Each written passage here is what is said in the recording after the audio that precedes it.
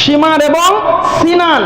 Shimmer গিয়ে হযরতে হুসাইনের এই গর্দানে গিয়া তরবারি দিয়ে আঘাত করছে, আর সিনান তার বল্লম্বা বর্ষা দিয়ে আঘাত কইরা হুসাইন রাদিয়াল্লাহু তাআলা আনহুর বডি থেকে তার মস্তক, তার মাথা আলাদা করে ফেলেছে। হুসাইন রাদিয়াল্লাহু তাআলা আনহুকে এই শিমার আর সিনান দুইজনে মিলে আঘাত করে তখন তার পুরা বডি ঘোড়ার সাথে বেঁধে পুরা সেই কুফাতে অবস্থান করাইছে। আর হুসাইন রাদিয়াল্লাহু তাআলা আনহুর মাথাটা নিয়া এজিদের কাছে যাবে।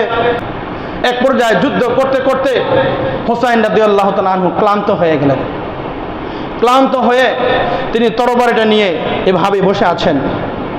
কিতাবের মধ্যে লেখছে 32 থেকে 33টা বর্ষা হযরতে হুসাইনের শরীর ক্ষত বিক্ষত হয়ে গেছে।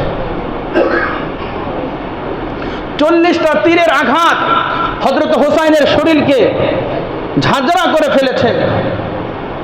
বলে তরবারি এবং তীরের আঘাতে ক্ষত বিক্ষত হুসাইন কারবালার প্রান্তরে বসে আছে। হুসাইন রাদিয়াল্লাহু আনহু এভাবে তরবারি নিয়ে বসে আছে, অনেক কষ্ট হচ্ছে। দূর থেকে সবাই দেখতেছে যে হুসাইন রাদিয়াল্লাহু তাআলা আনহু বসে আছে, কিন্তু কেউ যে হুসাইনকে গিয়ে আঘাত করবে এই সাহস কারো হচ্ছে না। সবাই চিন্তা করছে একটাই, আল্লাহ রাসূলের আদরের কলিজার টুকরা নাতি হুসাইন, এই হুসাইনকে কিভাবে আমরা শাহাদাতের পিয়ালা পান করাবো। কোন বর্ণনায় পাওয়া যায়, আর একজন সাহাবী, নাম আমার খেয়াল নাই, হযরত তখন বলতেছে যে হুসাইনের, ও তখন এজিদ এসে বলতেছে কি ব্যাপার, যুদ্ধের অবস্থা পরিস্থিতি মনে হয় পাল্টে যাচ্ছে, হুসাইনের প্রতি তোমাদের মনে হয় দরদ, ভালোবাসা, মায়া তোমাদের দিলে মনে হয় চলে আসতেছে, নয়তো হুসাইনকে তোমরা আঘাত করো না কেন, শহীদ করো না কেন? হুসাইন দেখে এখন রক্তে রঞ্জিত, রক্তাক্ত, বর্ষার আঘাতে, তীরের আঘাতে তিনি ক্লান্ত হয়ে বসে আছেন, তোমরা গিয়ে আঘাত করো। একজন বলতেছে কিভাবে গিয়ে হুসাইনকে আঘাত করব, যেই ঠোঁটের মধ্যে আল্লাহ রাসূল কতবার হুসাইনকে চুমু খেয়েছেন, কতবার যে তাকে আদর সোহাগ ভালোবাসা দিয়েছেন, আমরা কিভাবে এই হুসাইনের এই শরীরে আমরা আঘাত করে তাকে শাহাদাতের পেয়ালা পান করাবো?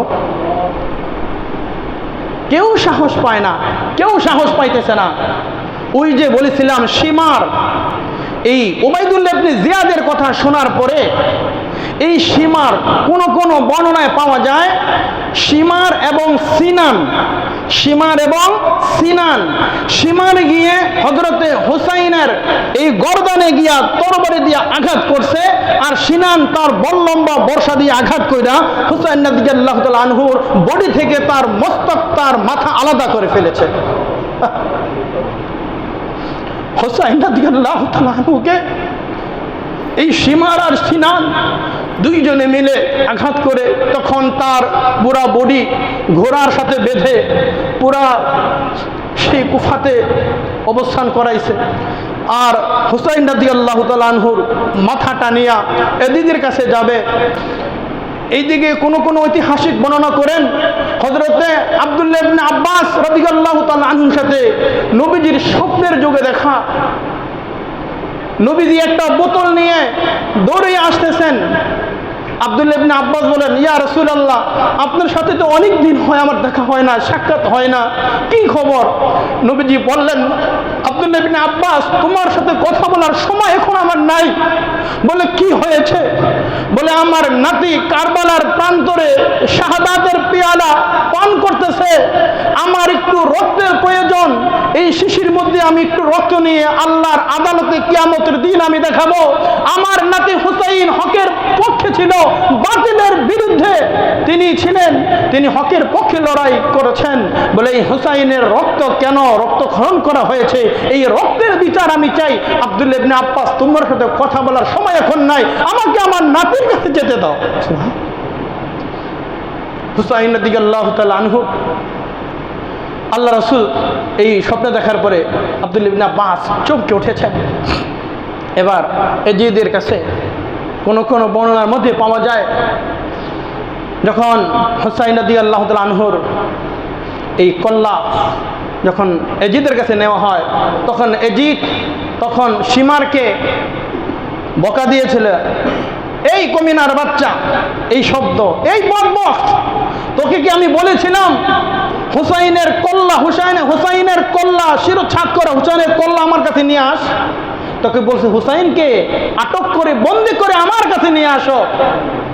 আমার বাবা হযরতে মুআবিয়া রাদিয়াল্লাহু তাআলা আনহু তিনি আমাকে খেলাফত দেওয়ার পূর্বে বলে গেছেন, এই ইয়াজিদ ভালো করে মনে রাখো, তোমাকে খেলাফত দিচ্ছি, খেলাফত পাওয়ার পরে তোমার সাথে আর হুসাইনের সাথে কুফা নগরীতে একটা তুমুল যুদ্ধ হবে, রক্তপাত হবে, সেখানে ইয়াজিদ তুমি বিজয় হবে, হুসাইন পরাজিত হবে। তবে সাবধান, আল্লাহ রাসূলের নাতি হুসাইনের প্রতি যেন কোনো অসম্মানজনক কাজ যেন না করা হয়, হুসাইনের সাথে যেন কোনো বেয়াদবি না হয়, খবরদার ইয়াজিদ, আমি তোমাকে সাবধান করে যাচ্ছি। তখন কোন বর্ণনা লেখছে, যারা হুসাইনের মাথা নিয়ে আসছিল যে ইয়াজিদ আমাদেরকে পুরস্কৃত করবে বলে, তারা সকলেই মাথা অবনত করে ইয়াজিদের দরবার ছেড়ে চলে গিয়েছিল।